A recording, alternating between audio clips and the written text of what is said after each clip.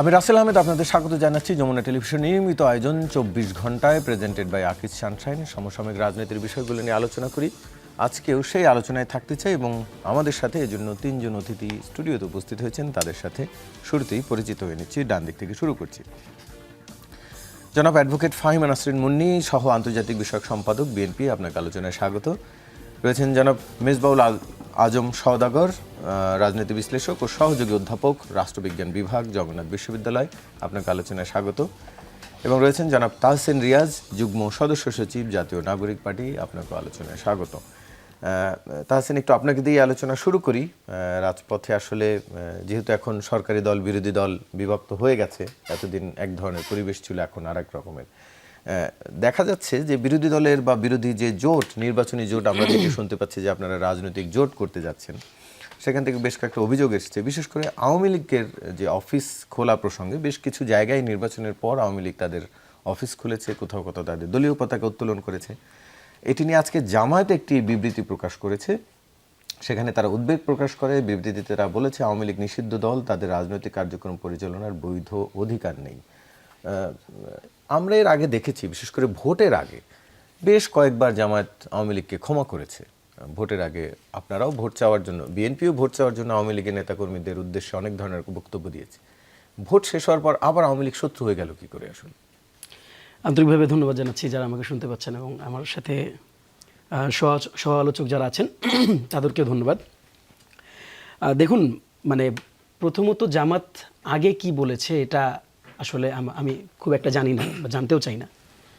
একটা প্রসঙ্গ বোধহয় জামাতের একদম ইমিডিয়েটলি 5 আগস্টের পরপরই বোধহয় জামাতের আমির থেকে একটা কথা বলা হয়েছিল যে তারা সবাইকে মাফ করে দিচ্ছে, যদিও তারপরে তারা ব্যাখ্যা দিয়েছে। সেটা এবার গোপালগঞ্জে নির্বাচনের আগে গোপালগঞ্জে গিয়েও বলেছে। সেটা আমি এক্স্যাক্টলি আমার কাছে কোনো নোট নেই আর কি। বাট সেখানে জামাতের আমির যেটা বলেছিলেন যে যারা গুম, খুন, হত্যাযজ্ঞের সাথে যারা কানেক্টেড ছিল না, মানে এমন যারা আছে তাদেরকে আসলে আমরা শত্রু বানাইতে চাই না, এই ধরনের একটা স্পিচ তারা তাদের পক্ষ থেকে মোরাল কথাটা সেটি। তো দেখেন, প্রসঙ্গটা ওইখানে না, প্রসঙ্গটা হচ্ছে যে এই আলাপটা কিন্তু মির্জা ফখরুল ইসলাম আলমগীর গতকালকে যখন আপনারা তাকে জিজ্ঞেস করেছেন over the issue what he said, তাকে যখন জিজ্ঞেস করা হয়েছে উনিও কিন্তু খুব সারপ্রাইজড হয়ে বলেছেন যে আমরা এটা করতে চাই না। জাস্ট নোট দি ওয়ার্ড, আমরা এটা করতে চাই না, because he also wants to show the respect. এই রেসপেক্টটা কোথায় করছেন তিনি? যেই আইনি বিধিনিষেধটা এই রাজনৈতিক দল আওয়ামী লীগের উপর দেয়া হয়েছে সেটাকে তিনি রেসপেক্ট করতে চাইছেন। এবং আরেকটা ডট আমি একটু কানেক্ট করে দিই। দেখেন, আপনি যখন কনস্টিটিউশনাল আলাপে যাবেন, মানে কনস্টিটিউশনেরও তো কিছু মানে ফরমায়েশ আছে বা কিছু দিক নির্দেশনা আছে যে কারা বাংলাদেশে পলিটিক্স করতে পারবে বা করতে পারবে না। তো সেখানে যতগুলো মানে বিষয় নিয়ে আলাপ করা হয়েছে, এখানে স্বাধীনতা সার্বভৌমত্বের সাথে কনফ্লিক্টের আলাপ এসেছে, এখানে মানুষের ভোটাধিকার, মানবাধিকারের প্রশ্ন উঠেছে, এখানে আপনি রাষ্ট্রের জনগণের সাথে আপনার সম্পর্ক কেমন হবে সেটার আলাপ উঠেছে। কাজে এই প্যারামিটারগুলোর এন্ড থেকেও যদি আপনি দেখেন, আমি খুব নিরপেক্ষ একটা আলোচনা করছি। ধরে নেন যে আমি am not representing any political end here, but ওই এন্ড থেকেও যদি আপনি দেখেন, আপনার কাছে, আমাদের সবার কাছে এই বিষয়গুলো একদম জলজল, খুব বেশি দিন আগের না। আপনি আমার তথ্য নেবেন না তো, ইটস ভেরি ওকে। আপনি ধরেন বাংলাদেশের কোনো পত্রিকার তথ্য নিতে চান না, দ্যাটস ওকে।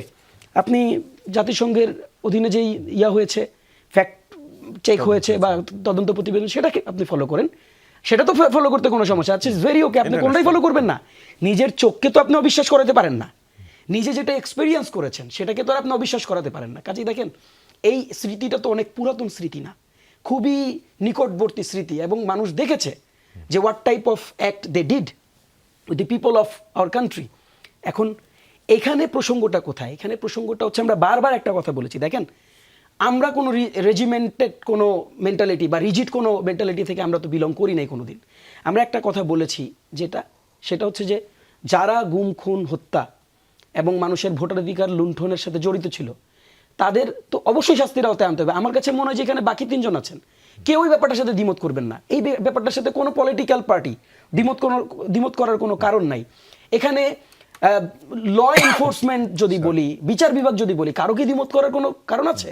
সুযোগ নাই তো। কারণ আপনি কি 3টা ভোটে আপনার ভোটাধিকার লুণ্ঠন হইতে দেখেন নাই?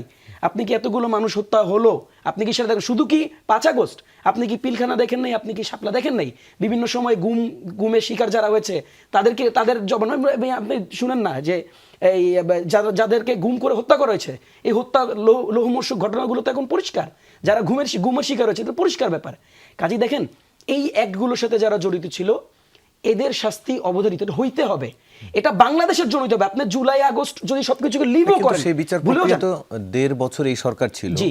এখনো এখন পর্যন্ত নতুন সরকার এসেছে, এখন পর্যন্ত আওয়ামী লীগের দল হিসাবে বিচারের প্রক্রিয়া কি ওই অর্থে শুরু হয়েছে? না, শুরু এখন হয়তো এই সরকার এসে করবেন। একটি নির্বাহী আদেশ থাকবে, এইভাবে বছরের পর বছর থাকবে, দল হিসেবে তার কোনো সমস্যা নেই। এই সিদ্ধান্ত, এই প্রশ্নটা মোর অ্যাপ্রোপ্রিয়েট বডি হচ্ছে এখন আপারা। আপনাদের কাছে এই প্রশ্নটা করবেন। আপনাদের সরকার যারা ছিল মানে আমরা তো আমাদের পক্ষ থেকে আমরা সর্বোচ্চ প্রচেষ্টা চালিয়েছি না? না, আমরা তো আমাদের জায়গা থেকে সর্বোচ্চ আন্তরিক। দেখেন আপনি মানে কোশ্চেন করার সুযোগ আছে, উত্তরও তো আছে। আপনি দেখেন সাকসেসফুলি আমরা তো আদালতের রায় দেখেছি, এবং বিচার তো একটা প্রক্রিয়া। আবার আপনি যদি আমাকে তাড়াহুড়া করতে বলেন সেটারও আমি পক্ষপাতি না। কারণ দেখেন এই বাংলাদেশটা তো ওই বাংলাদেশ হতে হবে যেখানে একজন যিনি ভিকটিম তারও তো তার আত্মপক্ষ সমর্থনের জায়গা আছে, তাকেও তো তার কথা বলার রাইট আপনাকে দিতে হবে। তড়িঘড়ি করে একটা বিচার করে ফেলবেন, সেটাও তো আমরা চাই না। এখন আমি যেটা মূলত বলতে চেয়েছি, দেখেন একটা জায়গায় আমাদেরকে আসতে হবে, সেটা হচ্ছে রিকনসিলিয়েশন একটা প্রসেস। এটার কিছু ওয়ে ফরওয়ার্ডিং আছে, কিছু প্রসেস আছে। এখন এটাতে এই ফ্রেমে আপনি কাদেরকে ফেলবেন? যাদেরকে ফেলবেন অ্যাটলিস্ট এই রিকনসিলিয়েশনের আলাপটা যখন উঠবে, আপনি একদম আইন আদালত ঘাটেন। আমি জাস্ট লম্বা আলোচনা হচ্ছে, আমি অনেকক্ষণ ধরে বলছি, যে মৌলিক কথাটা বলি। এই রিকনসিলিয়েশন প্রসেসটা যখন আপনি সাবস্ক্রাইব করবেন, what you need to check সেটা হচ্ছে যে অনুশোচনা অ্যাটলিস্ট আছে কিনা। যারা এই কার্যক্রমকে এতদিন ধরে বৈধতা দিয়েছে, যারা এই কার্যক্রমের সাথে সম্পৃক্ত ছিল, এরা কি ন্যূনতম এই ফিলিংসটা তাদের মধ্যে আছে কিনা, শেষ করে দেই, এই ফিলিংসটা আছে কিনা, তারা এই বিশ্বাসটা তাদের মধ্যে তৈরি হয়েছে কিনা যে না সত্যিকার অর্থেই তারা বাংলাদেশের মানুষের সাথে ভিট্রে করেছে, গণতান্ত্রিক অধিকার হরণ করেছে, তাদেরকে হত্যা করেছে এবং এভরিথিং। সেই অনুশোচনা বাংলাদেশের কোন দলই তার কৃতকর্মের জন্য দেখিয়েছে? কবে? নির্বাচন বলেন, গণহত্যা বলেন, কিংবা যে কোনো অপরাধের জন্য কোন দলকে এখন ধরেন কেউ দেখায় নাই, তার মানে কি আপনি দেখতে চাও ওকে ছেড়ে দিতে পারবেন? না, মানে একদম মৌলিক প্রশ্ন করলাম আমি থেকে। ধরেন কেউ হত্যার বিচার করে না, আপনি বলতে পারবেন ঠিক আছে 49টা হত্যার বিচার হয় নাই, তাইলে তারপরে হত্যাটা বিচার হবে না, বলতে পারবেন? নিশ্চয়ই না, একটি অপরাধ নিয়ে আরেকটি অপরাধকে ঢাকা যায় না। অবশ্যই আপনার কাছে আমি আবার আসছি অ্যাডভোকেট ফাহিম নাসির মুন্নী, একটু আপনার কাছ থেকে আনতে চাই একই প্রসঙ্গে। সাংবাদিকদের প্রশ্নের প্রেক্ষিতে বিএনপি স্থায়ী কমিটির সদস্য আব্দুল মঈন খান বলেছেন, মানে এই যে আওয়ামী লীগের অফিস খোলা প্রসঙ্গে, বিএনপি প্রতিহিংসা নয় বহুদলীয় গণতন্ত্রে বিশ্বাস করে। এটি কি এক ধরনের ইঙ্গিত দেয় না যে আসলে বিএনপির গ্রিন সিগন্যালই আওয়ামী লীগের অফিসগুলো খুলছে, যে বিএনপি আসলে গণতন্ত্রে বিশ্বাস করে, প্রতিহিংসা? বিএনপির গণতন্ত্রে বিশ্বাস করা আর আওয়ামী লীগের অফিস খোলা, যখন এই প্রশ্নের প্রেক্ষিতে এরকম একটু উত্তর আসে তখন সেটি ইঙ্গিত দেয় কিনা? হয়তো এটা একটা, যেহেতু স্যার বলেছেন কথাটা, এটা কোনো ব্রডার অ্যাসপেক্টেই বলেছেন, যেহেতু বাংলাদেশে গত 4টা টার্ম আপনার গণতন্ত্র কিংবা নির্বাচন, আইনের শাসন, মানবাধিকার কিছুই ছিল না। সেই কারণে যে বিএনপি বিশ্বাস করে বহুদলীয় গণতন্ত্রে, উইচ ইজ ট্রু, কারণ এটা তো আমাদের মহান স্বাধীনতার ঘোষক শহীদ প্রেসিডেন্ট জিয়াউর রহমান সাহেব যখন বাকশাল গঠন করে সমস্ত দল আপনার একেবারে নিষিদ্ধ করে দেওয়া হলো, সেখান থেকে বহুদলীয় গণতন্ত্রের যে প্রত্যাবর্তন, সেখান থেকে আওয়ামী লীগ বলুন এবং অন্যান্য প্রত্যেকটা দলের যে গণতন্ত্র চর্চা করা, নিজের মত প্রকাশ করা, কথা বলবার স্বাধীনতা, হ্যাঁ এটা তো বিএনপি বিশ্বাস করে। দেখেন আওয়ামী লীগের অফিস খুলছে, এই কথাটা যেমন বলা হয়েছে, সেখানে আমাদের দল থেকেও কিন্তু বিএনপি থেকে বলেছে যে যেহেতু আওয়ামী লীগের কার্যক্রম নিষিদ্ধ, এখন সেখানে আইনের যে কোর্স আছে সেটা নেবে, ওইটা আমরা আশা করি। এটা এমন না যে আমরা, আপনি যেমন ইঙ্গিত করছেন যে আমাদের যেহেতু বিএনপি সরকার গঠন করেছে, বিএনপির কোনো ইঙ্গিত আছে কিনা যে আওয়ামী লীগের অফিসগুলো খুলে দেয়া হবে, না। এখানে হয় কি, রাজনৈতিক যে কার্যক্রম সেটা করবার সত্যিকার অর্থে কোনো বৈধতা এই মুহূর্তে আওয়ামী লীগের তো নেই। তো সেই কারণে আপনারা দেখবেন যে যদি বিভিন্ন সময়ে জামাত যেমন নরম সুরে কথা বলেছে নির্বাচনের আগে কিংবা 18 মাসে কম বেশি, তো সেগুলোকে মাথায় রেখে আমরা মোটে অল্প কয়েকদিন হয়েছে, 12 তারিখে নির্বাচন হলো, আজকে একদমই মানে আপনার 12 দিন। তো সুনির্দিষ্ট যাদের বিরুদ্ধে আপনার অভিযোগ আছে, সুনির্দিষ্ট গণহত্যার যে অভিযোগগুলো আছে সুনির্দিষ্টভাবে গুম, হত্যা, বিচার বহির্ভূত হত্যাকাণ্ড বলুন, ক্রসফায়ার বলুন, এগুলোর বিরুদ্ধে যেই মামলাগুলো আছে সেই মামলাগুলোকে চালিয়ে নিয়ে যেতে হবে।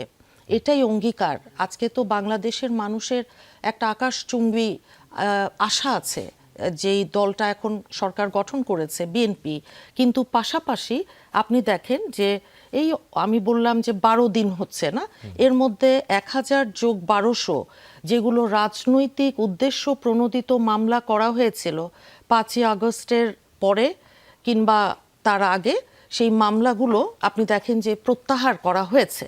হ্যাঁ, তো তাই যদি হয় তো মেসেজটা কি দিচ্ছি আমরা, কি বলছে বিএনপি যে আপনার বিরুদ্ধে সত্যিকার অর্থে সুনির্দিষ্ট তথ্য প্রমাণের সেই ভিত্তিতে, মামলার বেশিরভাগই তো আসামি বিএনপি, মানে সেই অর্থে তো নিজেদের স্বার্থেই তারা সেটি করেছে। না, আমাদের স্বার্থে না, আমি বলেছি 5ই আগস্টের পরে আমরা তো অবশ্যই 60 লক্ষ নেতাকর্মী আমাদের বিরুদ্ধে গত 17 বছর যে ফ্যাসিস্ট একটা রেজিম ছিল, তারা তো আপনারা সবাই জানেন সিস্টেম্যাটিক্যালি যে মিথ্যা রাজনৈতিক উদ্দেশ্য প্রণোদিত লক্ষাধিক মামলা তারা করেছিল। কিন্তু 5 এখন আগস্টের পরে। জি, 5ই আগস্টের আগে আর 5ই আগস্টের পরেও কিছু মামলা হয়েছে, আমি সেটার কথা বলছি। তো এই যে 1000 যোগ 1200 প্রায় 2200 মামলা না, তো সেই মামলাগুলো তো প্রত্যাহার করা হয়েছে। এটা তো শুধু বিএনপির মামলা না, তো এখানে বিভিন্ন মত, বিভিন্ন গোষ্ঠী, বিভিন্ন রকম আপনার মামলা আছে। তো যেই কথাটা বলার চেষ্টা করছি যে প্রতিহিংসার কোনো রাজনীতি এটা বিএনপি করবে এটা মনে করবার কোনো কারণ নেই। এই কথাটার অর্থ আবার আপনি ওই দিকে নিয়ে যাবেন না যে তার অর্থ যে আপনারা আওয়ামী লীগকে সাপোর্ট দিচ্ছেন। এখন একটা বড় এতদিন দল যদি আওয়ামী লীগ তার অফিস খুলতে না পারে অন্তর্বর্তীকালীন সরকারের সময়, এখন বিএনপি ক্ষমতায় আসার পরপরই যে খুলছে, সেটি কি এই বার্তা দেয় না যে বিএনপিরই এক ধরনের বার্তা রয়েছে? যে না, আমি তো সেটা রাষ্ট্র হিসেবে, একটা সরকার হিসেবে আমি তো তাহলে সেটাই এতদিন বললাম পারলো না, যে এখন কেন পারছে? না না, এটা একটা দুটো যদি কোনো ঘটনা ঘটে থাকে সেটা দিয়ে তো আপনি সব মানে জেনারেলাইজ করতে পারবেন না। একটা দুটো ঘটনা হতে পারে যে তারা চেষ্টা করছে, সভাপতি নিজে দাঁড়িয়ে অফিসটা খুলে দিল একদম ভিডিও, একটা দুটো আরো কয়েকটি ঘটনা জায়গায়, যেটা যাই হোক These are সেটা evident. দেখছে আমাদের মহাসচিবের যে বক্তব্য আছে, এবং সেই সাথে আমাদের দলের মূল কথাটা হচ্ছে কি, একটা রাষ্ট্র, একটা জাতি গঠনে ঐক্যমতের ভিত্তিতে, যেটা আমাদের দেশনেত্রী সবসময় বলেছেন যে এখন আওয়ামী লীগ মানে আওয়ামী লীগের A to Z সবাই কি গণহত্যা করেছে, সবাই কি গুম করেছে, সবাই কি প্রত্যেকে কি আপনার খুন করেছে আমাদেরকে ভিন্ন মতের কারণে, সবাই কি একই দোষে দোষী, এটা আপনাকে ভাবতে হবে নির্মোহভাবে। আপনি যখন দল এক জিনিস, সরকার কিন্তু ভিন্ন জিনিস। দল আর সরকার দুটোর আইডেন্টিটি আলাদা, সেপারেট। তো এখানে আমি মনে করি যে এই রকম গুরুতর অভিযোগ যেগুলো আছে সেগুলো আপনার যেহেতু এই স্বৈরাচার আওয়ামী লীগ এই সরকারটা নির্বাচনগুলোকেও আপনার ম্যানুপুলেট করেছে, ভোটও দিতে দেয়নি, 4টা নিশ্চয়ই নির্বাচন সেগুলো গণতন্ত্রকেও এই সরকার হত্যা হয়তো করেছে। নিশ্চয়ই সেটা কাজে আমলে এখানে নেবে। আইনের শাসনের যে বিষয়টা এটা সেটা নিশ্চয়ই অত্যন্ত আমলে নেবে। গুরুত্বপূর্ণ।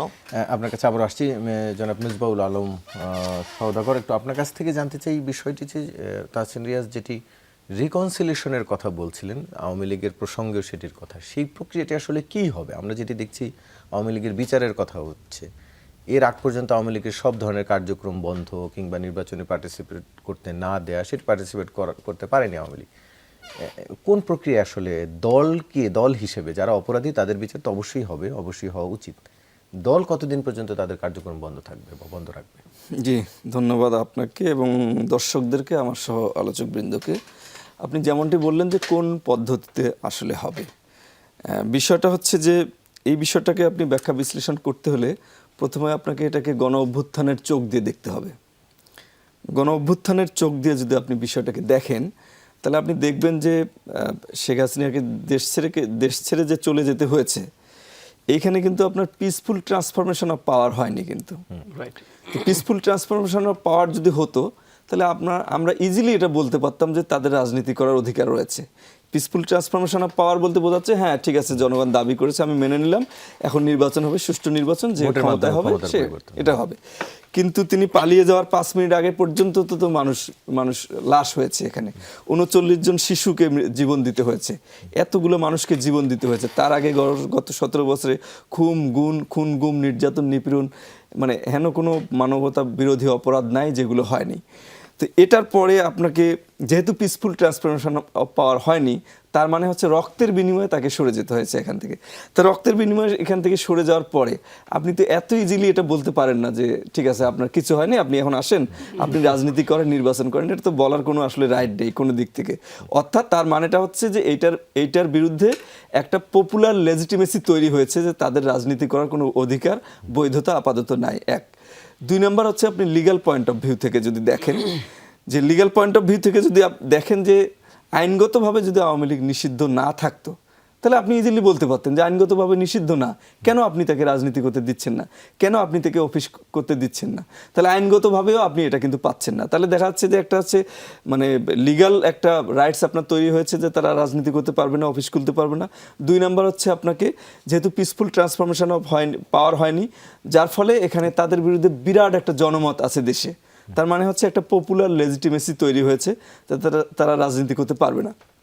সুতরাং যে কোনো পয়েন্ট অফ ভিউ থেকে এটা ভ্যালিড যে তারা এই মুহূর্তে রাজনীতি করার কোনো রাইট নাই। আরেকটা বলছে যে দল এবং ব্যক্তি, এই কথাটা দিয়ে অনেক সময় গোলমাল পাকায় ফেলানো হয়। এইভাবে বলা হয় যে যারা অপরাধ করেছে তারা একটা ব্যাপার, যারা অপরাধ করেনি তারা একটা ব্যাপার। হ্যাঁ, এই কথাটা সত্য, কিন্তু আপনি দল হিসাবে যদি এখন আওয়ামী লীগকে দেখেন অপরাধী ছাড়াও, দেখেন ভোটারদের বিরুদ্ধে কিন্তু বিএনপি বলেন, জামাত বলেন, এনসিপি বলেন, ভোটারদের বিরুদ্ধে কেউ কিন্তু কোনো অভিযোগ তুলে নেই। যারা আওয়ামী ভোটার সবাই অপরাধীদের বিরুদ্ধেই কিন্তু অভিযোগ তুলেছে। ওই অপরাধীও তো ভোটার। আচ্ছা, হ্যাঁ অপরাধীও ভোটার, আমি সাধারণ ভোটার বলছি আর কি। না, কিন্তু অপরাধীর ভোটার কি বাদ দিয়ে বিএনপি বা অবশ্যই জামাত যারা নিয়েছে যে অপরাধী- না যারা অপরাধী তারা আমাদেরকে ভোট দিবেন না, এমনটা না, তো তেমন না। আমি বলছি যে সাধারণ আওয়ামী লীগের ভোটার যারা ভোট দেয় আওয়ামী লীগে, কিন্তু আওয়ামী লীগের বড় কোনো সুবিধাভোগী না বা অপরাধগুলোর সাথে জড়িত নাই, সেটি কি এক অর্থে নিঃস্বার্থে না যে আমি ভোট চাওয়ার জন্য না তাদেরকে কেন বলছি এরা নিঃস্বার্থ নিরপরাধ? হবে? এটা তো একেবারে লিগ্যাল একটা পয়েন্ট যে তিনি কোনো অপরাধের সাথে যুক্ত নন, তিনি সাধারণ একজন ভোটার, তো তার কাছে তার উপরে তো আমি চাপা দিতে পারি না, নাম্বার 1।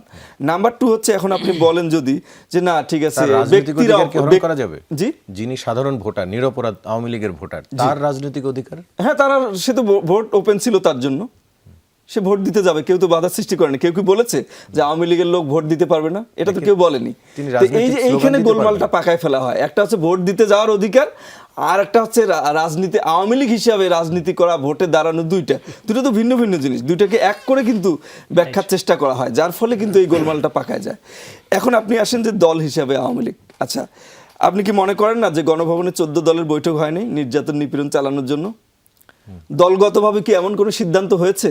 আওয়ামী লীগ দেখাতে পারবে যে কোনো খুন এগুলো করা যাবে না, কোনো নির্যাতন করা যাবে না, কোনো মানুষ হত্যা করা যাবে না? দল থেকে কিনা এমন কোনো বিবৃতি আছে কিনা? দল থেকে এমন কোনো স্ট্যান্ড আছে কিনা? উল্টো আপনি যদি দলের রেজলিউশন, দলের সিদ্ধান্ত আপনি যদি খুঁজে দেখেন, নিশ্চয়ই মামলা যদি চলমান থাকে তাহলে দলীয় সিদ্ধান্তগুলো কি কি ছিল সেই প্রশ্নটা, সেই ইনভেস্টিগেশনটা আসবে। সেখানে যদি আপনি খুঁজেন, সেখানে কিন্তু আপনি পাবেন না যে দল থেকে এই সমস্ত অন্যায়ের বিরুদ্ধে প্রশ্রয় দেওয়া ছাড়া অন্যায়ের বিরুদ্ধে কোনো ধরনের স্টেটমেন্ট বা কোনো অবস্থান বা কোনো লেজিটিমেট কোনো রেজলিউশন কোনো কিছু আছে। সুতরাং অবশ্যই এই যে অপরাধগুলো হয়েছে, এখন আপনি বলতে পারেন যে এটা তো ছোট একটা অপরাধ, নো, এটা অনেক একটা বড় অপরাধ। আপনি যদি 1971-এর যে গণহত্যা, এটা অনেক বড় ধরনের একটা গণহত্যা হয়েছিল, কিন্তু আওয়ামী লীগের নিচের মুক্তিযুদ্ধ সম্পর্কে কিছু মিথ্যা প্রোপাগান্ডা এগুলো চালানোর পরে সেটা কিন্তু জাতিসংঘ থেকে স্বীকৃতিটা বা ইন্টারন্যাশনালি ওভাবে কিন্তু আসে নাই। কিন্তু 24-এ যে গণহত্যাটা হয়েছে এটা কিন্তু এত বেশি তথ্য প্রমাণ, ভ্যালিড তথ্য প্রমাণ হাজির করা হয়েছে যে জাতিসংঘ খুব দ্রুত ইনভেস্টিগেট করে কিন্তু এই গণহত্যা নিয়ে একটা আন্তর্জাতিক একটা রিপোর্ট পেশ করেছে। এই রিপোর্টটা বিএনপি পেশ করেনি, এটা এনসিপি পেশ করেনি বা জামাত পেশ করেনি, অথবা ইউনূস সরকারও এটা পেশ করেনি, এটা জাতিসংঘের একটা রিপোর্ট। এটা আপনি কিন্তু মুছে ফেলতে পাবেন না, কার গুলিতে কয়জন মারা গেছে, কোন গুলিটা কোন বাহিনীর, কতজন কিভাবে মারা গেছে, কত হাজার জন মারা গেছে, সমস্ত তথ্য প্রমাণ with forensic report, with video, audio, এগুলো সহ এই রিপোর্টগুলো আছে। তো এই প্রেক্ষাপটে এত বড় একটা অপরাধকে আপনি তো এত ইজিলি বলতে পারেন না, না ঠিক আছে কিছু হয়নি, ওরা রাজনীতি করবে, এটা তো আপনি বলতে পারেন না। তাহলে কি হচ্ছে এখানে, যে একটা হচ্ছে পিসফুল ট্রান্সফরমেশন অফ পাওয়ার হয়নি, পপুলার লেজিটিমেসি তৈরি হয়েছে, আর একটা হচ্ছে লিগ্যাল আপনার একটা লেজিটিমেসি আছে। তো অনেকগুলো পয়েন্ট থেকে, যে পয়েন্ট থেকে আপনি বিশ্লেষণ করেন, এই মুহূর্তে আওয়ামী লীগের বিচার শেষ না হওয়া পর্যন্ত আওয়ামী লীগের রাজনীতি করার কোনো অধিকার আছে, এটা আমি অন্তত খুঁজে পাচ্ছি না। তারা অফিস খুলতে পারছে কিভাবে? জি, তারা অফিস খুলতে এখন বলতে পারেন যে আপনি অফিস খুলছে। অফিস হচ্ছে এখানে, আপনি জানেন যে ইলেকটোরাল পলিটিক্স বলতে আমাদের রাষ্ট্রবিজ্ঞানে একটা কথা আছে। ইলেকটোরাল পলিটিক্স কিন্তু হয়েছে এই নির্বাচনকে কেন্দ্র করে। আওয়ামী লীগের ভোটারদেরকে অ্যাট্রাক্ট করতে গিয়ে প্রত্যেকটা রাজনৈতিক দল কিন্তু আওয়ামী লীগের ভোটারদের কাছে গিয়েছে, এবং প্রচুর পরিমাণ আওয়ামী লীগের লোক কিন্তু ভোট দিতে গিয়েছে, আপনি দেখবেন। হ্যাঁ, ছোট করে। জি, আচ্ছা, তাহলে ভোট দিতে গিয়েছে, ভোট দিতে গিয়া ভোটারদের সাথে অনেক ধরনের কথা হয়েছে, প্রত্যেকটা দলের কথা হওয়ার পরে তারা ভোট দিয়েছে, এবং তাদের এরকম একটা পারসেপশন ডেভেলপ করেছে যে ইউনূস সরকার যদি চলে যায়, নতুন সরকার যদি আসে, তাহলে হয়তো আমাদের বিষয়টা রাজনীতি করা খুব সহজ হবে। এই পারসেপশন থেকে কিন্তু অফিসগুলো খোলা হচ্ছে, এবং অফিস যেখানে খোলা হচ্ছে, আপনি বিপরীত ঘটনাও ঘটেছে, সেখানে বিএনপির লোকজন, ছাত্রদলের লোকজন গিয়ে আবার তালা মেরে দিয়েছে। অফিস যেমন খোলা হয়েছে, এরকম ঘটনাও কিন্তু আমরা দেখেছি। সুতরাং এটা একটা পারসেপশন থেকে হচ্ছে। ইলেকশন হয়ে যাওয়ার পর এই ঘটনা বেশি দিন চলবে না বলে আমি মনে করি। অ্যাডভোকেট ফাহিমা নাসরিন মনি, একটু আপনার কাছেই শুরুতে আসতে চাই। সোহরাওয়ার্দী উদ্যানে যে হেনস্থা হয়েছে, এবং এরপরে আজকেও দিনভর শাহবাগ থানার সামনে আন্দোলন ছিল শিক্ষার্থীদের সহ। সোহরাওয়ার্দী উদ্যানে গতকাল শিক্ষার্থী, সাংবাদিক সহ অনেককেই লাঠিচার্জ করা হচ্ছে, এবং গেল কিছুদিন ধরেই পুলিশের যে এক ধরনের মারমুখী আচরণ আমরা এর আগে দেখেছি, শিক্ষার্থীদেরকেও যেভাবে আসলে পেটানো হয়েছিল, বা এর আগে বাম দল অন্তর্বর্তীকালীন সরকারের শেষ দিকে, এটা কি আসলে আবার একই রকমের বার্তা দেয় যে পুলিশ আবার স্বরূপে ফিরছে, এই সরকারের আমলেও সেই একই অবস্থা থাকছে, সেরকম কিনা আসলে কিভাবে দেখেন আপনি? না, এটা হয় কি, একটা নির্বাচন সত্যিকার অর্থে দীর্ঘদিন পর আমরা ভোট দিতে পেরেছি, একটা নির্বাচন হয়েছে। তো নির্বাচিত একটা সরকারের কাছে মানুষের যেমন অনেক রকম প্রত্যাশা থাকে, একইভাবে এই রকম এই যে পুলিশ, তাদের সম্পর্কে নানান রকম যেই কথাবার্তাগুলো অতীতে ছিল, 5ই আগস্টের পরও আমরা দেখেছি তাদের মনোবল দুর্বল। কিন্তু এখন যেহেতু একটা নির্বাচিত সরকার এসছে, তো এটা তারা অন্য কোনো বার্তার তো সুযোগ নেই, কারণ এখানে যে মন্ত্রণালয়টা স্বরাষ্ট্র, সেটার দায়িত্বে যিনি আছেন জনাব সালাউদ্দিন আহমেদ, উনি তো আমরা দেখছি যে চেষ্টা করছেন যেন একটা ডিসিপ্লিন আনতে। প্রথম কথা, সমাজে পুলিশের মনোবল ফেরানো, আর পুলিশ আবার আওয়ামী লীগের ভূমিকায় অবতীর্ণ হবে, এই দুটোর মধ্যে আকাশ আর পাতাল পার্থক্য। কারণ আওয়ামী লীগের টাইমে সবচেয়ে বেশি মার খেয়েছি আমরা, কারণ রাস্তায় ছিলাম আমরা 17 বছর। যারা রাস্তায় আছে তারা মার খাচ্ছে, আমরা সেটা চাই না, কারণ এটা ভুল বার্তা দেবে। কারণ 5ই আগস্টের যে প্রেক্ষাপট গণ অভ্যুত্থানের, তার আগ পর্যন্ত আপনি যদি দেখেন যে প্রতিটা সভা, প্রতিটা সমাবেশ একেবারে রাষ্ট্রীয় দানবের সামনে দাঁড়িয়ে করেছিলাম আমরা, বিএনপি এবং আমাদের সাথে যেই জোট যারা ছিল তারা। এখন সেই রকম একটা অবস্থায় আজকে পুলিশ মারমুখী আচরণ করবে, এটা অনভিপ্রেত। আমি বলবো এটা অত্যন্ত অনাকাঙ্ক্ষিত। এটা হয় কি, কখনো কখনো দেখবেন ওই যে খুব অতি উৎসাহী কোনো বাহিনীতে কিংবা কোথাও মনে হয় যে ওপর বলেছে কেউ, তার দরকার নেই, দেখাচ্ছে যে আমি খুব লয়াল আপনার প্রতি, কিন্তু এটা বলতে গিয়ে যে কাজটা করছে সেটা একটা নেগেটিভ বার্তা দিচ্ছে। আর সেটা সমাজে যারা অন্যান্য সবাই আমরা আছি, অনেক ভিন্ন মতের মানুষ, যেমন আমরাও ছিলাম 17 বছর ভিন্ন মতের, রাস্তায় দাঁড়ালেই মানে মারবে, পিটাবে, আর গরম পানি মেরেছে, পানির মধ্যে গোলাপির রং মিশাতো, ওর ভিতরে আমরা দাঁড়িয়ে থাকতাম। তো এখন যেহেতু একটা গণতান্ত্রিক আমরা ট্রান্সফরমেশনে আছি, যে একটা নির্বাচন হয়েছে, ভালো নির্বাচন, যেই নির্বাচনে অল্প কিছু হয়তো মানে বিচ্ছিন্ন কিছু ঘটনা ঘটেছে, কিন্তু আদারওয়াইজ এটা 4টা নির্বাচনের পরে আমি বলবো 8, 14, 18 এবং 24, তারপরে এই নির্বাচনটা এটা অনেক বেশি আপনার গ্রহণযোগ্য, অনেক বেশি এখানে বিভিন্ন যারা স্টেক হোল্ডার্স ছিল তাদের যে ভূমিকা, এখন এই জিনিসগুলোকে কোনো বাহিনী ম্লান করে দিবে, এটা আমরা চাই না। আমরা চাই যে এই সরকারটা দীর্ঘদিন মানুষের জনপ্রত্যাশা জন আকাঙ্ক্ষা নিয়ে, জনগণের ম্যান্ডেট নিয়ে এসেছে, এটা তারা আপনার সহনীয় যে to maintain law and order, এইটুক তো একটা সমাজে পুলিশের কাজ কি? এখানে তো কোনো বিজাতীয় কেউ এসে দাঁড়ায়নি যে তার বিরুদ্ধে মারণাস্ত্র কিংবা খুব মারমুখী হতে হবে না। এটা কি তার কাজটা কি, মূল কাজটা কি? To maintain law and order. তো যেটুকু মিনিমাম তারা ঠিক সেটুকুই করুক। এখানে এত একেবারে একে মারছে পিটাচ্ছে সেটার দরকার আছে বলে আমরা মনে করি না। তাহসিন রিয়াজ, একটু আপনার কাছ থেকে জানতে চাই, স্বরাষ্ট্রমন্ত্রী সালাউদ্দিন আহমেদের কথা বলছিলেন আপা, স্বরাষ্ট্রমন্ত্রী এটি একদিন আগে মন্তব্য করেছেন, মব করে দাবি আদায়ের দিন শেষ। এটি দিয়ে তিনি কি ইঙ্গিত দিয়েছেন যে এর আগে কি মব করে দাবি আদায় করা হতো কিনা? সালাউদ্দিন ভাই মানে ভেরি এক্সপেরিয়েন্সড, যদি এখন বলি parliamentarian, or you can say যে তার মিনিস্ট্রিগুলোতেও তার একটা বড় এক্সপিরিয়েন্সের জায়গা আছে, এবং 17 বছর 18 বছর তার বিরোধী দলে থাকার যে বড় এক্সপিরিয়েন্স। কাজে হয় কি, আমরা এই ঐকমত্য কমিশনের আলোচনাগুলোতে শুনতাম, সালাউদ্দিন ভাই যখন আলোচনা করতেন মন্ত্রমুগ্ধের মতন মানুষ শুনতো। সবচেয়ে বড় ক্যাপাসিটিটা সালাউদ্দিন ভাইয়ের যেটা ছিল, মানে ওনার ডিবেট ক্যাপাসিটি অনেক হাই, আর্গুমেন্ট ডেভেলপমেন্ট। তো কাজেই উনি যেটা চাইতেন ওইটা উনি প্রমাণ করতে পারতেন, সংবিধানে না থাকলেও পারতেন, কোথাও না থাকলেও উনি পারতেন। এটা ওনার একটা বড় ক্যাপাসিটি। এবং দেখেন এই যে মব এবং যৌক্তিক আন্দোলন, এটা পার্থক্য কি? আপনি কিভাবে এটা ডিফাইন করবেন? ধরেন আপনি যেহেতু সরকারে আছেন, you have all the capacities to spread your message through media, আপনারা তাদেরকে কাভারেজ দিচ্ছেন। যে কোনো একটা জায়গায় আন্দোলন হচ্ছে, সুনির্দিষ্ট কোনো দাবির ভিত্তিতে আন্দোলন হচ্ছে, আপনি সেটাকে বললেন মব। কিভাবে এটা ডিফারেন্সিয়েট হবে?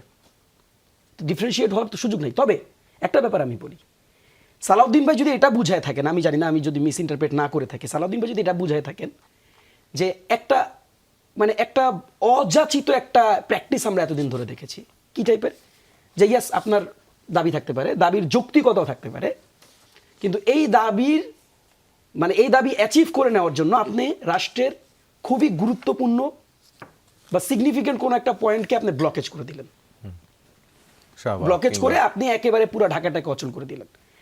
এখন এই যে পুরো কার্যক্রমের কোনো একটা অংশকে আপনি আসলে কিভাবে মব বলবেন, কতটুকু অংশকে মব বলবেন, এটা আসলে আমার কাছে মনে হয় যে ভালো ডেফিনেশনটা সালাউদ্দিন ভাই জানেন। তবে একটা বার্তা আমরা দিতে চাই, সেটা হচ্ছে যে মানুষের যৌক্তিক আন্দোলনকে যদি আপনি মব বলে দমন করতে চান, এটাও ওয়ান অফ দি প্র্যাকটিসেস।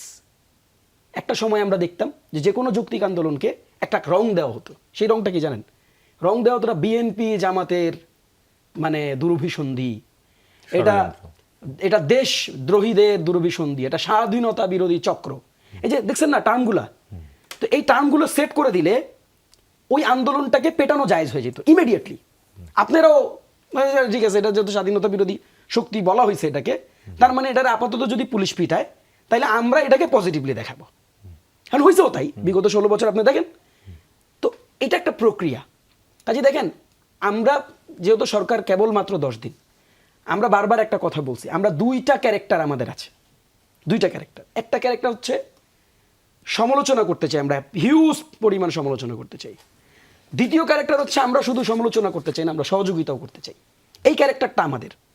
এখন মবের রাজত্ব শেষ হোক, যে ধরনের ডিস্টারবেন্স ক্রিয়েট করা হয়, আপনি সকালবেলা বের হয়েছেন, আপনি 5 ঘন্টার মধ্যে অফিস যাইতে পারেন না, বিকজ অফ ওয়াই?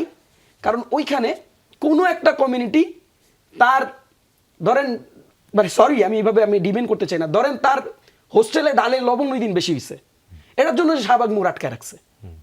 তো এটাকে তো কোনো রাষ্ট্র টলারেট করা উচিত না, এটা আমি হইলেও টলারেট করা উচিত না, এটা বিএনপি হইলেও টলারেট করেন। বিএনপি যদি এটারে মব বলে ডিসপাস করে, এটাকে আমি আসলে সমালোচনা করতে চাই, এটাকে আমি সহযোগিতা করতে চাই না। আমরা আপনার ডালের লবণ বেশি হওয়ার কারণে আপনি শাহবাগ মোড় আটকে রেখে আপনি হাজার হাজার মানুষের ব্লকেজ দিবেন, এটা তো আমরা জানি। তবে যথার্থ ন্যায্যতার ভিত্তিতে যদি কোনো দাবির প্রেক্ষিতে তারা কোথাও অবস্থান নেয়, তারা যদি কোথাও কোনো সভা সমাবেশ করতে চায়, এটাও সালাউদ্দিন ভাই বলছেন, যদিও কোনো সভা সমাবেশ করতে চায় এবং রাজনৈতিক কোনো কর্মসূচি বা আন্দোলনের লেজিটিমাইজ কোনো কর্মসূচি কেউ যদি হাতে নেয়, সেটাকে যদি আপনি মব বলে দমন করতে চান, তাহলে আমরা ধরে নিব আপনি সেই টার্মিনোলজি কালার দেওয়ার পলিটিক্স করে আপনি আসলে বিরোধী মত দমন করছেন। কাজে এখানে বার্তাটা খুব পরিষ্কার। জি, বুঝতে পারছি। আমরা এইভাবে করে দেখতে চাই, আমরা বিশ্বাসটাও রাখতে চাই।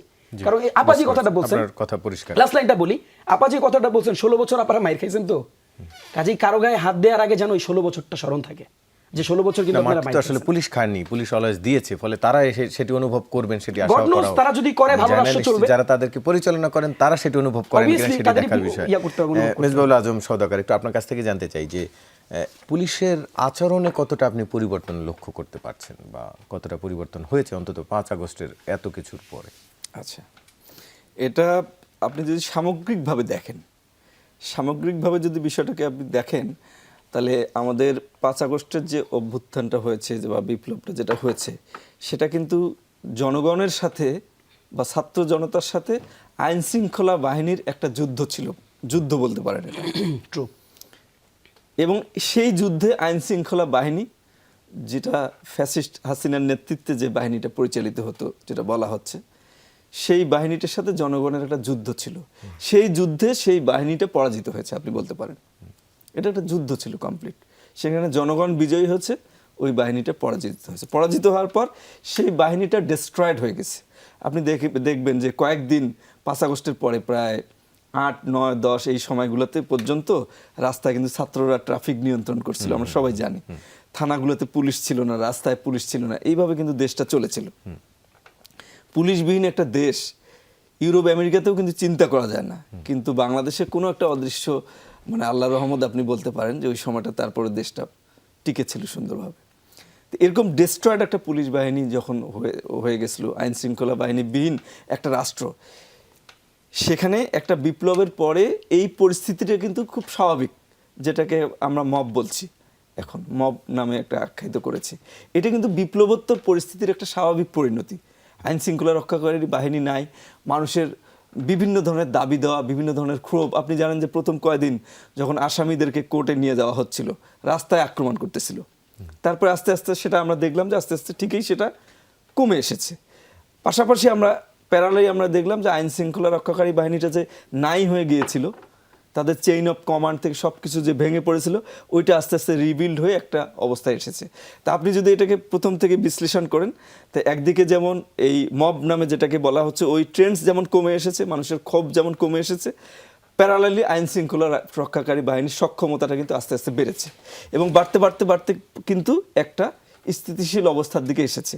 এবং এই স্থিতিশীল অবস্থার দিকে আসার পথে যখন এই অবস্থাটা, সেই মুহূর্তে কিন্তু একটা নতুন গণতান্ত্রিক একটা সরকার আমরা পেলাম, এবং একটা গণতান্ত্রিক ব্যবস্থায় প্রত্যাবর্তনের একটা শুরু হলো, একটা ট্রানজিশন পিরিয়ডটা পার হয়ে শুরু হলো। সো স্বাভাবিকভাবে আমরা একটা ধারণা করতে পারি, যেটাকে আমরা মব বলছি, এটা অটোমেটিক্যালি কমে আসবে। কারণ এখানে ব্যাপক গণমানুষের রায়ের মাধ্যমে একটা সরকার প্রতিষ্ঠিত হয়েছে, ব্যাপক সংখ্যাগরিষ্ঠতা নিয়ে। তার মানেটা হচ্ছে সরকারের প্রতি মানুষের একটা আস্থা রয়েছে, এবং ইভেন যারা বিরোধী দল রয়েছে তাদের প্রতিও মানুষের একটা আস্থা রয়েছে। সুতরাং স্বাভাবিক গতিতে এটা কিন্তু কমে আসবে, এবং পৃথিবীর যে কোনো বিপ্লব, গণ অভ্যুত্থান পরবর্তী পরিস্থিতি কিন্তু এটা হয়। আপনি 71 সালের মুক্তিযুদ্ধের পরেও বাংলাদেশে এরকম নানান পরিস্থিতি কিন্তু তৈরি হয়েছে, আপনি দেখবেন। সেটি স্বাভাবিক, বিশৃঙ্খল অবস্থায় আরো নতুন নতুন যারা পকেট গোষ্ঠী থাকে তারা চেষ্টা করবে আরো তাদের নিজের সুবিধা আদায়ের জন্য। কিন্তু আমি জানতে চাচ্ছিলাম যে পুলিশের যে আচরণ, সেই জায়গা থেকে আপনি কতটা সেটা যদি আমি পরিবর্তন বলি, করতে পারছেন? সেটা যদি আমি বলি সামগ্রিকভাবে যদি আপনি বিচার বিশ্লেষণ করেন, দু একটা বিচ্ছিন্ন ঘটনা ছাড়া, বিচ্ছিন্ন ঘটনা বলতে যেমন ঢাকা বিশ্ববিদ্যালয়ের ঘটনাটা, এটা আমি ভিডিওটা দেখে যতটুকু আমি উপলব্ধি করলাম, এটা পুলিশের পেশাদারি আচরণের মধ্যে পড়ে না। তেমন বিচ্ছিন্ন ঘটনা কিছু ঘটবে, এবং কয়েকজন পুলিশকে বোধহয় ক্লোজ করা হয়েছে, খবর দেখলাম। তার মানে এটা একটা পজিটিভ সাইন, তার মানে গভর্নমেন্টও ভালোভাবে বিষয়টাকে নেয়নি। তো সামগ্রিকভাবে যদি আপনি বিবেচনা করেন যে পুলিশের আর পূর্ব অবস্থায় ফিরে যাওয়ার মতো পরিস্থিতি বাংলাদেশে আর কোনোদিন হবে না, এবং পুলিশও ভুল করে আর সেই পরিস্থিতিতে কোনোদিন যাবে না। কারণ পুলিশের একটা বড় ধরনের লেসন তারা এই গণ অভ্যুত্থান থেকে পেয়েছে বলে মনে করেন। জি মুনিয়াপা, একটু আপনার কাছ থেকে জানতে চাই, মানবতা বিরোধী অপরাধ মামলায় শেখ হাসিনাকে, যে মানবাধিকার অপরাধ, যে আন্তর্জাতিক অপরাধ ট্রাইব্যুনালের চিফ প্রসিকিউটর পরিবর্তন হয়েছে, আমরা দেখেছি বিভিন্ন জায়গায় পরিবর্তন হয়েছে। এটির কথা এই জন্য বললাম যে এখানে তিনি পরিবর্তন হওয়ার পরপরই তার বিরুদ্ধে সহ বেশ কিছু অভিযোগ এসছে, রাজসাক্ষী করতে বিপুল পরিমাণ আর্থিক লেনদেন করা হয়েছে বলে অভিযোগ তোলা হয়েছে, সেটি নতুন প্রসিকিউটর আমলেও নেবেন বলে অভিযোগ করা হয়েছে। এটি কি এক ধরনের যে অন্তর্বর্তীকালীন সরকারের সময়ের যে ঘটনা সেগুলোকেই আবার একটু প্রশ্নবিদ্ধ করা বা সেরকমের কিছু, নাকি না, স্বাভাবিক প্রক্রিয়া হিসেবে দেখেন? না, ওইভাবে আমি মনে করি না। আমি তো আইন অঙ্গনের মানুষ, তো দীর্ঘদিন সুপ্রিম কোর্টে আছি। তো এখানে যেটা একটা পয়েন্ট হচ্ছে যে অ্যাডমিনিস্ট্রেশন নর্মালি কিছু কিছু জিনিস যে চেঞ্জেস উইথ দ্য গভর্নমেন্ট, যে আমি আপনার সাথে কাজ করতে কমফোর্টেবল, ও আমার ভাই, ছোট ভাই, ওর সাথে আরও বেশি কমফোর্টেবল আমি। তো এখানে আস্থা বিশ্বাসের কতগুলো জিনিস থাকে। আর যেই অভিযোগের কথা আইসিটি ওই ট্রাইব্যুনালের এসছে, সেটা সুনির্দিষ্ট কোনো তথ্য, সুনির্দিষ্ট কোনো প্রমাণ যদি কারো কাছে থেকে থাকে, সেটা নিশ্চয়ই সেটা সত্য অনুসন্ধান হবে, তদন্ত হবে, যেটা হওয়ার আইনে যা আছে। আইনের বাইরে তো আমি কিংবা আপনি কেউ না। এখন গত 17 বছর যেই জিনিসটা আমরা দেখেছি, ললেসনেস কীরকম, আর একটা জিনিস কী ছিল, ইমিউনিটি। আপনি যদি আওয়ামী লীগ করেন, ছাত্রলীগ করেন, যুবলীগ করেছে, তাদের কোনো আমরা মানে তাদেরকে কোনোভাবে বিচারে আনা আউট অফ ইমাজিনেশন ছিল, আপনার কল্পনার বাইরে। কেন? তারা বিভিন্ন সময় ওই যে গুম করা, খুন করা, বিভিন্ন হত্যাকাণ্ড, অসম্ভব নির্যাতন, অসম্ভব ভয়ঙ্কর নিপীড়ন, এগুলোর সাথে তাদের আমরা দেখেছি যোগসাজশ থাকবার পরও আপনি দেখেছেন না, পুলিশের সাথে সাথে তারাও হাঁটতো, হাতের মধ্যে আপনার হাতুড়ি, মাথায় হেলমেট। আমরা বলেছি না ওই 15 বছর টকশোতে এসে আপনাদের সাথে বসে বলেছি না, সেই জন্য তো চরম মূল্যও দিয়েছি আমরা। তো সেটা আমি বলছি, ভয়ের যেই সংস্কৃতিটা ছিল এই ফ্যাসিবাদ, স্বৈরাচার, একদলীয় কর্তৃত্ববাদী ওই সরকারটার সময়, সেটা এখন নেই। এখন সেটা নেই। এখন অন্তর্বর্তী সরকারকে কেবল দোষারোপ করা আমাদের উদ্দেশ্য না, কারণ তাদের আমরা তো ক্রেডিট দিয়েছি তাদেরকে। আপনি কি দেখেননি গত 18 মাসে খুব নেগেটিভ সমালোচনা আমরা তো করিনি। আমরা তো তাদেরকে বেনিফিট অফ ডাউট দিয়েছি, যে সবাই যখন রাস্তাঘাটে বলছে নির্বাচন করবে না, ইলেকশনের আগের দিনও নির্বাচন হবে না, আমরা তো বলেছি না নির্বাচন হবে, তো ওনারা তো করেছেন। সেই ক্রেডিট আমরা তাদেরকে দিয়েছি না। না, এটা কেবল বিষয়টা সেটা না।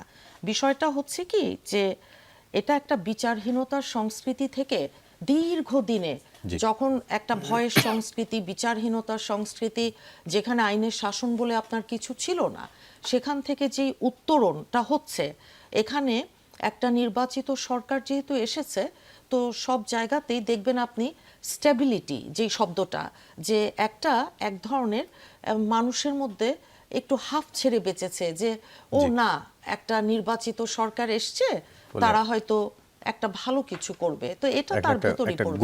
ট্রানজিশন, যে ট্রানজিশনে আমরা এখন আছি, এখন কিছু প্লাস কিছু মাইনাস কিছু দেখবেন এরকম বলে মনে করছেন। তাহসিন রিয়াজ, একটু আপনার কাছ থেকে জানতে চাই, যে অভিযোগটি এসছে, যদি রাজসাক্ষীকে ঘুষের বিনিময়ে রাজসাক্ষী করা হয়, এই অভিযোগটি দুটি মামলার ক্ষেত্রে এসছে, এই অভিযোগগুলো কি বিচার প্রক্রিয়াকে প্রশ্নবিদ্ধ করতে পারে?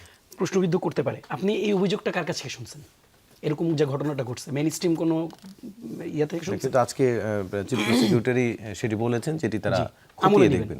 তিনি কার কোথা থেকে? আমলে নয়, তিনি বলেছেন খতিয়ে দেখবেন। তিনি যেখান থেকে, আমি এই প্রশ্নটা একজন প্রসিকিউটর অভিযোগ করেছেন, প্রসিকিউটর অভিযোগ করছে না। এবার আপনি জুলকারনাইন সাহেব, যার আলোচনা থেকে এই আলোচনাটা শুরু, তিনি 46 মিনিট আগে পোস্ট দিয়েছেন। আপনি দেখেন, যেই প্রসিকিউটর এই আলাপটা তুলেছেন, এই প্রসিকিউটরের বিরুদ্ধে 11ই জানুয়ারি চিফ প্রসিকিউটর হচ্ছে মানে আপনার তার বিরুদ্ধে অভিযোগ তুলেছেন তৎকালীন চিফ প্রসিকিউটর, এবং তার অনেকগুলো ব্যক্তিগত, আমি এগুলো সামনে আনছি না, অনেকগুলো ব্যক্তিগত দুর্বলতা, ব্যক্তিগত ইস্যু, এবং সবচেয়ে সিগনিফিক্যান্ট যে ইস্যু সেটা হচ্ছে যে তিনি সেখানকার অভ্যন্তরীণ অনেক কনফিডেন্সিয়াল পেপার বিভিন্ন মানুষের কাছে তিনি পাস করেছেন। এটাকে কোট করে তৎকালীন চিফ প্রসিকিউটর তাদের সুনির্দিষ্ট যে জায়গায় অভিযোগ জানানোর কথা সেখানে অভিযোগ জানিয়েছেন। ওইটার বেসিক্যালি ওই রাগের বশবর্তী হয়ে তিনি এই ধরনের অভিযোগ জানিয়েছেন। এই কথাটা যার মাধ্যম থেকে এই আলোচনাটা উঠছে তিনি একটু আগে পোস্ট করেছেন, এবং তিনি এটার সাথে সেই যে অভিযোগটা জানানো হয়েছেন এটার একদম ইমেজও তিনি অ্যাটাচ করে দিয়েছেন।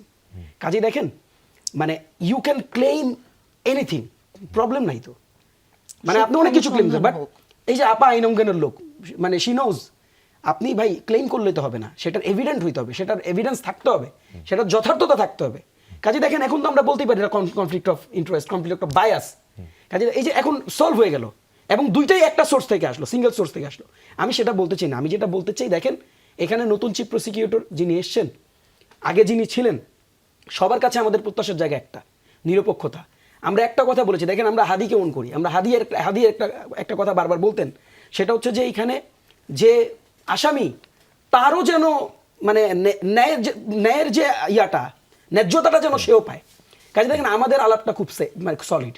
এই জায়গাটা কোনো ধরনের মানে আপনি মানে অসাধু উপায় আপনার অবলম্বন করার দরকার নাই ভাই। এটা তো খুবই ফ্যাক্টফুল থিং যে আমরা যাদের বিচার হচ্ছে আমরা দেখছি তারা হত্যা করছে। যার বিরুদ্ধে অভিযোগ তখনকার সময় তার বিরুদ্ধে কেন ব্যবস্থা নেওয়া হয়নি? সেটা তো ভাই আমি এটার উত্তর কিভাবে এইজন্যই আমি দেব? বলেছি। এটার উত্তর তো আপাও দিতে পারবেন না, আমি বরং এই বলেছি প্রশ্নটা আমরা জারি রাখতে পারি যে সত্য তাদের অনুসন্ধান কেন হবে। উত্তর দেওয়া হইলো না, মানে কেন ইয়া করা হইলো না, তাকে মানে আমলে নেওয়া হইলো না, বরং এটা বড় প্রশ্ন, এটা নিয়ে আলোচনা আগাইতে পারে আর কি। এখন আপনি আমাকে সুযোগ দিলে আমি আরো কিছুক্ষণ বলবো। না, আমাদের আর সময় নেই এই পর্বে, ফলে আমরা একটু মিজবুল আজম সওদাগর আপনার কাছ থেকে জানতে চাই পুরো বিচার প্রক্রিয়া নিয়ে সহ বিভিন্ন সেক্টরে রদবদল হয়েছে এবং আমরা এখন দেখছি যে অন্তত একটি সেক্টরে আবার এক ধরনের আগের যারা দায়িত্বে ছিলেন তাদেরকে নিয়ে সমালোচনা নতুন করে, অন্যান্য সেক্টরে হবে কিনা আমরা জানি না, যেহেতু রদবদল সবখানি হয়েছে। এটি আসলে এক ধরনের এই কার্যক্রমকে প্রশ্নবিদ্ধ করার সুযোগ তৈরি দেয় কিনা যারা আসামি পক্ষ অন্তত তাদের কাছে? আচ্ছা, প্রথমত আপনাকে বুঝতে হবে যে একটা ডেমোক্রেটিক ট্রানজিশন যখন যে কোনো উন্নত গণতন্ত্রের দেশেও যদি ডেমোক্রেটিক ট্রানজিশনের মাধ্যমে যেমন রিজিম চেঞ্জ যখন হয়, রিজিম চেঞ্জ হওয়ার পরে যে গভর্নমেন্টটা ক্ষমতায় আসে সেই গভর্নমেন্টের কমফোর্ট ফিল করার একটা ব্যাপার থেকে, সেই জন্য সেই গভর্নমেন্টটা কোন কোন জায়গায় তাদের কমফোর্ট ফিল করার মতো লোকজন বসানোর প্রয়োজন হয় সেটা তাদের প্রয়োজন অনুযায়ী বসায়। এটা খুব বেশি নেগেটিভলি দেখার কোনো কিছু নাই। তবে সেখানে কোনো দুর্নীতিবাজ লোক বসানো হচ্ছে কিনা, সেখানে কোনো বিতর্কিত ব্যক্তিকে বসানো হচ্ছে কিনা, this is the vital question. হ্যাঁ, আমাদের দেশে যেমন ইতিপূর্বে আমরা দেখেছি যে দলীয় লোকজনই বসানো হতো, কিন্তু সবচেয়ে খারাপ লোক মানুষ যেটা সেটা বসানো হতো। তো সবার এক্সপেকটেশন হচ্ছে যে সেইটা যেন না হয়, যে বিরোধী দলে পিটাইতে পারবে, হ্যাঁ, সেটা যেন না হয়। আর হচ্ছে যে এইটা এই যে অভিযোগটা তোলা হয়েছে যেটা নিয়ে আলোচনা হচ্ছিল, অভিযোগটার পিছনে খুব বড় ধরনের শক্ত কোনো ডকুমেন্ট আছে এমনটা কিনা এখন পর্যন্ত কিছু পাওয়া যায়নি। হ্যাঁ, আর হচ্ছে যে আরেকটা জিনিস, ওই যে আরেকটা অভিযোগ দুইটা বোধহয়, একটা টাকার ব্যাগ নিয়ে ঢোকানো হয়েছে, এটার জন্য কিন্তু ওখানে ইনভেস্টিগেশন হয়েছিল, হওয়ার পরে কিন্তু এটার কোনো সত্যতা পাওয়া যায়নি।